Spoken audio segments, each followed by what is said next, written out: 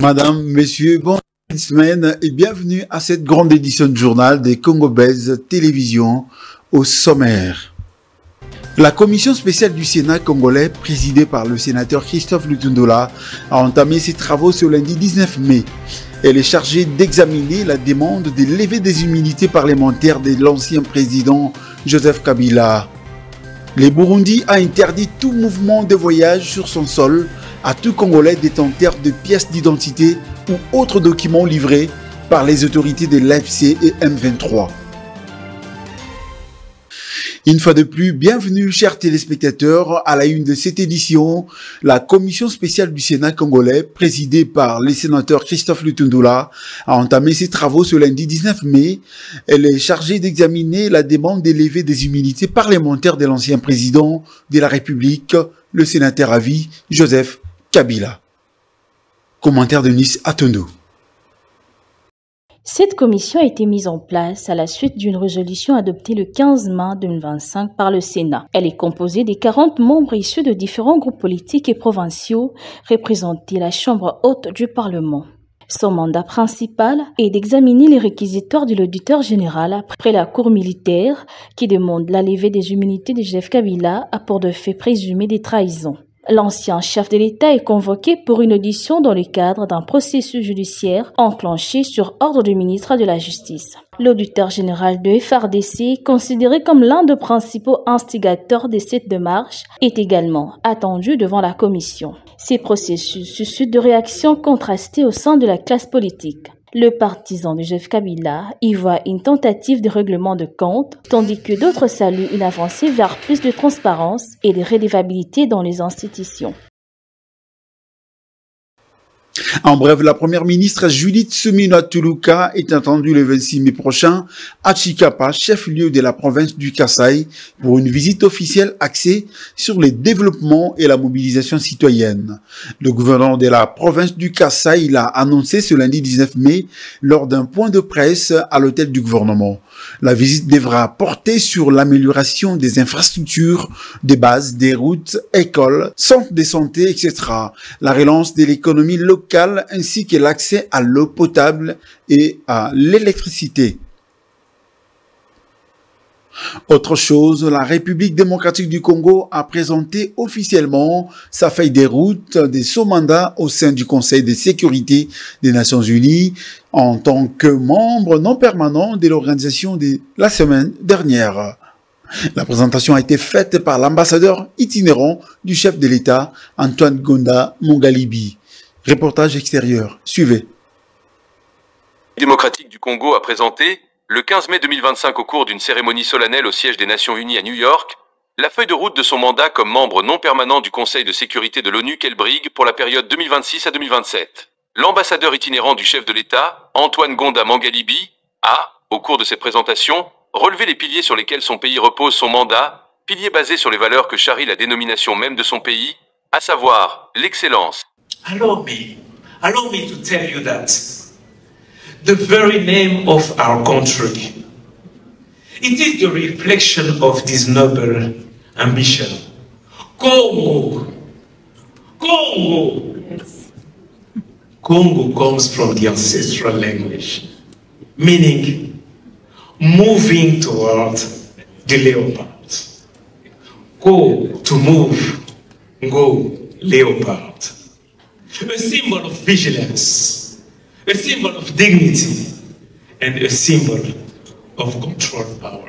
L'envoyé spécial du chef de l'État a souligné que cette ambition ne traduit pas la quête d'un quelconque privilège, mais plutôt la volonté d'apporter une voie différente ainsi qu'une vision tournée vers l'avenir. This ambition does not stem from a desire for privilege or a desire for special favor. On the contrary, it is a reflection of our intention to bring a distinct voice, one grounded on African realities and forward-looking vision to the Council. Avec sa superficie, ses 9 voisins et son immense potentiel minier ainsi que sa biodiversité, La RDC est consciente du rôle déterminant qui lui incombe pour la sécurité régionale et la sécurité internationale, et c'est cette conscience qui l'anime pour le mandat qu'elle brigue au Conseil de sécurité.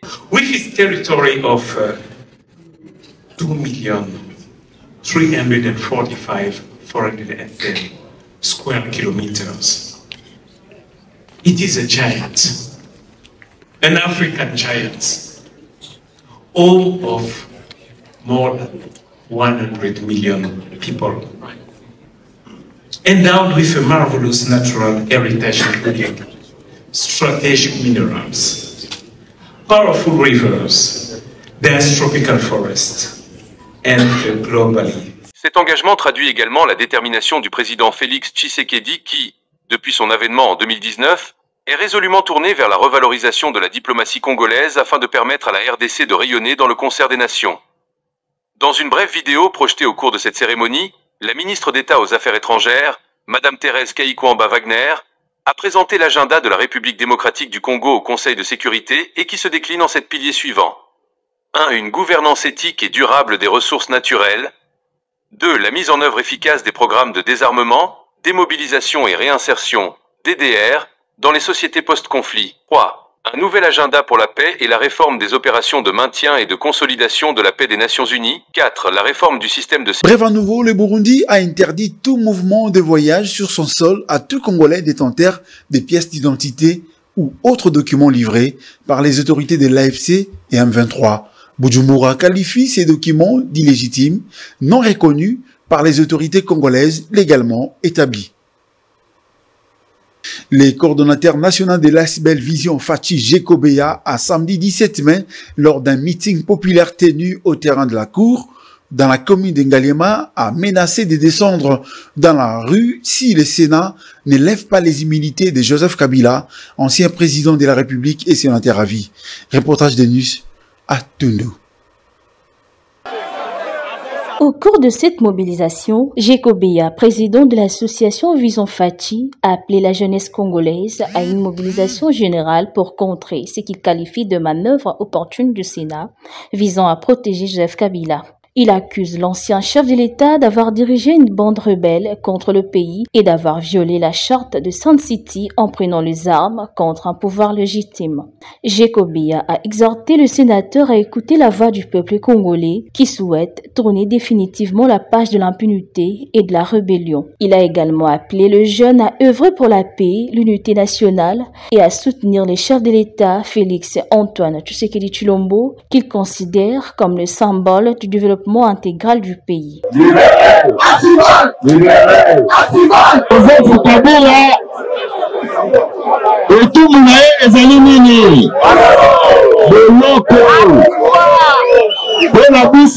Joseph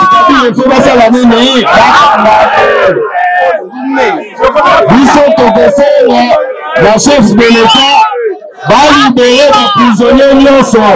Mais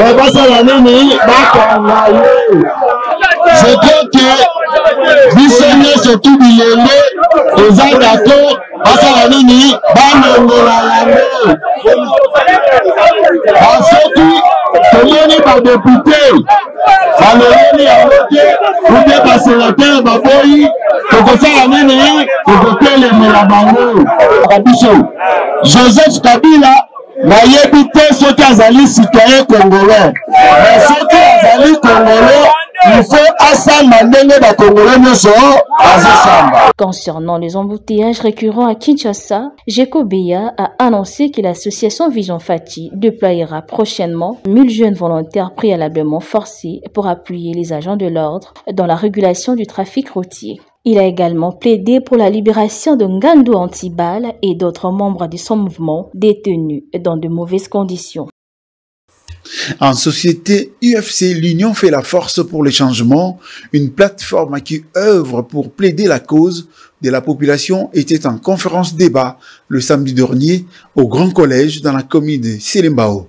L'objectif de cette conférence était celui de motiver et encourager les jeunes à prendre part activement dans la gestion du pays et d'enlever la peur qui est en eux dans la prise de décision. Plus de détails dans ces reportages signés Héritier Chako. La plateforme Union fait la force pour les changements était en conférence débat ce samedi 17 mai au Grand Collège moderne de Selembao sur un thème aussi révolutionnaire que révoltant, la libération du Congo. Et c'est une nécessité. Il était question de motiver les jeunes de la plateforme à enlever la peur qui est en eux, une peur qui constitue un élément de blocage dans la prise de leurs décisions, dans la gestion de la Respublica. Il s'inspire ainsi des grands leaders dans la lutte comme Patrice Emery Lumumba, Thomas Sankara et Mosé Laurent Désiré Kabila. On a tout changé le système, je sais que la population, tout le monde d'abord Kobanga. Tout le monde Kobanga parce que Kobanga est un ennemi à l'idée à Moutou. Ce qui nous a bangaki, nous avons un héros, le rôle à Mouzete, nous avons un héros. Ce qui nous a bangaki, nous avons un héros, le rôle à Lumumba. Alors que moni après Bango, il y a eu des présidents au Baoumeli plus que Bango, mais le fait que Bazaï n'a pas Banga, l'histoire batanga Bango. L'objectif est que sa population était dans un moteur, il y a changement naïe. Pour que changement est côté de Sengato Sangana, tout le monde la Kobanga, tout le bas, biso na voix moko, tout attaquer cause des Abongo, Belgique ou à coloniser biso. Si tu attaquer cause des Belgique, ba diriger bazo diriger biso ba kolongwa na bango na tamuke parce que bango bazo da force na Belgique. Si tu attaquer cause et fait aux ba diriger na biso et aussi na nango na tamoro ya muke. Les intervenants du jour, Herman Matendi, Eliot Beya et Auriel Djema, respectivement vice-président, porte-parole et secrétaire général de la plateforme, ont chacun, lors de sa prise de parole, sensibilisé le public assistant sur l'implication nuisible de la force coloniale à l'effondrement politique, économique et social de la République démocratique du Congo depuis son accession à l'indépendance jusqu'à aujourd'hui. La date choisie pour la tenue de cette conférence est aussi interpellative. Elle coïncide avec la journée du 17 mai, l'entrée de la FDL, aujourd'hui journée des forces armées de la République démocratique du Congo. 23 000 $ américains au total, tel est le fonds collecté pour soutenir les victimes de la faim en République démocratique du Congo. C'était dans un dîner de gala caritatif organisé par la Chambre de commerce et d'industrie franco-congolaise et l'Action contre la faim, samedi 17 mai à Kinshasa. La directrice générale de la CCI franco-congolaise et le directeur pays de l'Action contre la faim ont chacun donné le sens de cette collecte. L'idée du gala caritatif, c'était de venir en aide aux populations de l'Est qui sont touchées effectivement par des problèmes qu'on connaît. Donc c'était vraiment de faire une levée de fonds pour les aider à notre niveau et de pouvoir associer une association qui travaille effectivement dans l'Est du Congo. Alors, a priori, on a pu récolter 23 000 $. Voilà, on espère pouvoir récolter encore dans le futur d'autres dons. C'est important, je travaille dans une association bilatérale qui est franco-congolaise. Donc je travaille au Congo et je pense que c'est important de pouvoir aider les populations qui sont touchées à la fois par la malnutrition et par les conflits qui sont à l'Est. Voilà, je pense que c'est normal de contribuer à mon niveau.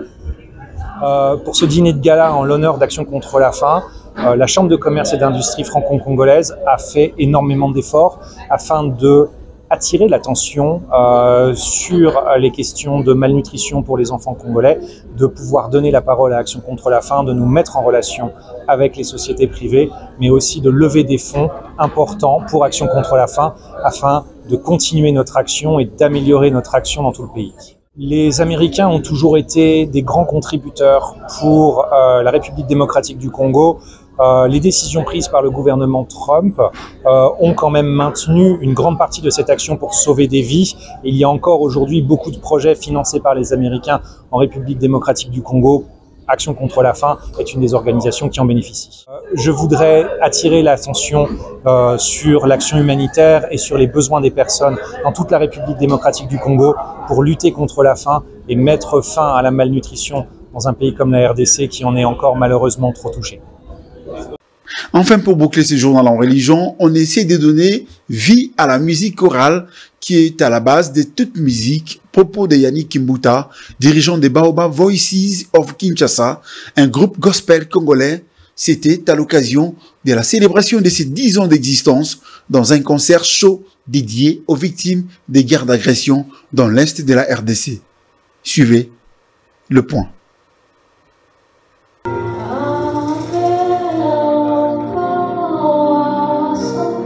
Émotion, compassion, chant de prière ont caractérisé un moment fort en plein concert marquant les 10 ans du groupe Baobab Voices of Kinshasa.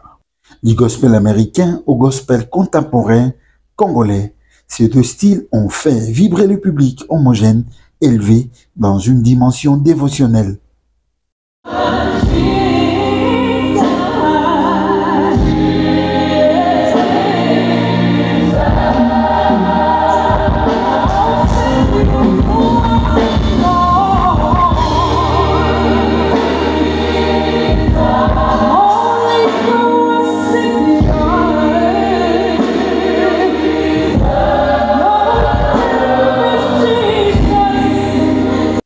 Interrogé, Yannick Mbouta, promoteur de cette chorale, ne pouvait que remercier son Dieu.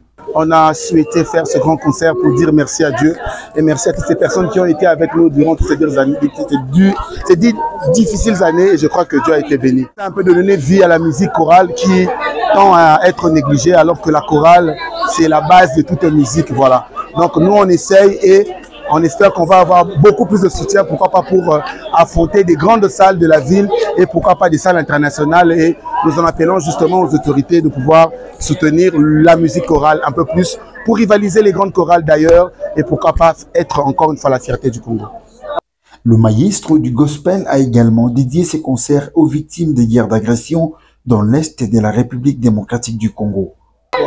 50% des recettes de ce concert seront dédiés à nos frères et sœurs qui vivent dans un état de guerre au niveau de l'Est du pays. Donc nous avons offert ce concert également pour soutenir toutes les personnes qui souffrent de la guerre et nous appelons encore à la paix et à l'arrêt des hostilités pour que nos populations vivent dans une tranquillité et louent les seigneurs.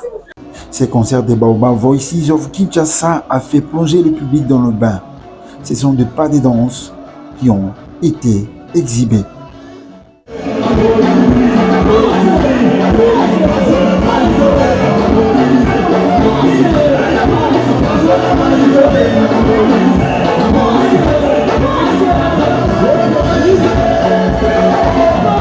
Vous avez été nombreux à nous suivre. Si vous avez aimé ce journal, dites merci à Eunice Atunou qui l'a coordonné.